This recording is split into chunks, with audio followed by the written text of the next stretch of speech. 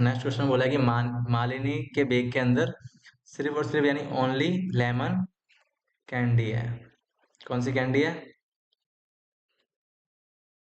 ठीक है, तो आपको समझ में आया क्वेश्चन में क्या बोला है? क्वेश्चन में बोला हुआ है कि वो निकालती है जब, तो या तो क्या निकालने के चांसेस है? अगर मान लो पहला क्वेश्चन में बोला है कि a an orange flavoured candy, second में बोला हुआ है ए लेमन फ्लेवर्ड कैंडी। अब आपको एक चीज बताता हूँ मैं, एक बेग के अंदर सिर्फ और सिर्फ लेमन है, ठीक है।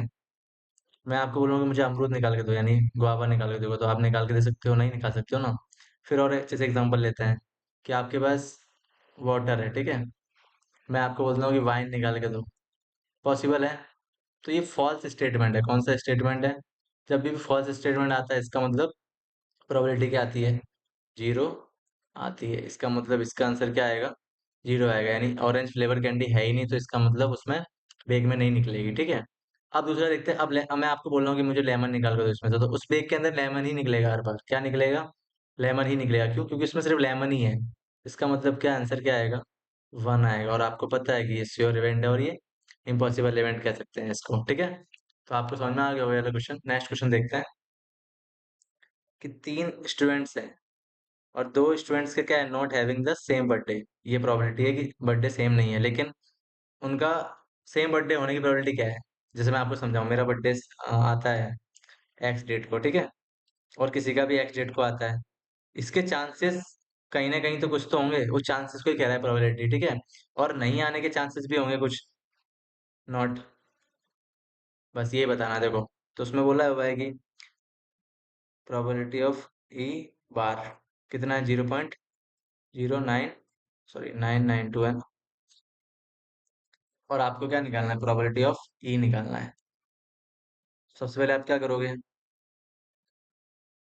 मैंने आपको बताया कि सबकी प्रोबेबिलिटी ऐड करने पे कितना आता है? वन आता है, ठीक है। वन, तो इसको क्या कर दो? वन में से माइनस कर दो। वन माइनस 0.992, ठीक है। तो आंसर आएगा 0.008। और अच्छे से मैं आपको बताता हूँ, यहाँ पे देखो, आपको अगर इसमें दिक्कत आती है ना हमेशा, पॉइंट के बाद कितनी डिजिट है? वन टू थ्री, तो वन के बाद भी कितने जीरो लगा दो? वन टू, ठीक है। फिर उसके बाद 0.992 माइनस करोगे कितना आएगा? एट आएगा। Eight, zero, zero. पॉइंट कितने के बाद था? वन टू थ्री के बाद था ना, यहाँ पे थ्री के बाद लगा दो, ठीक है। अब आपको कोई भी दिक्कत नहीं आएगी।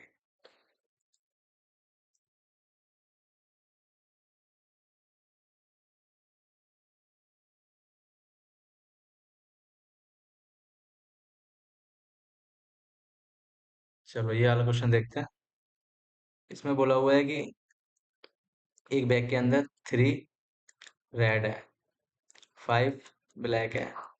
सबसे पहले आपको जो जानकारी दी है वो आपको लिखना आना चाहिए, ठीक है। और आपको मैंने पहले ही बताया कि सबसे, और अपने क्या निकालेंगे? टोटल नंबर निकालेंगे, ठीक है। थ्री और फाइव कितना होता है? एट होता है। तो फर्स्ट में क्या बोला? रेड होना चाहिए। फर्स्ट वाले क्वेश्चन में बोला है कि रेड होनी चाहिए।